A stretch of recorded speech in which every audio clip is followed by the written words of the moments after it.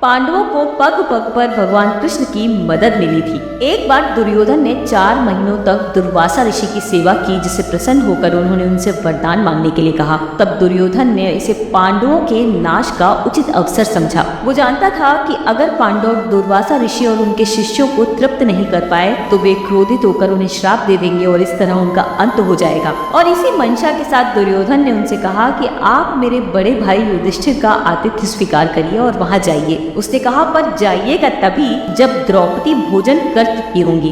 अब एक दिन जब सबने भोजन ग्रहण कर लिया, तब द्रौपदी ने भी भोजन ग्रहण किया और अक्षय पात्र को धोकर रख दिया। उसी दिन दुर्वासा ऋषि वहां पहुंच गए अपने हजारों शिष्यों के साथ में।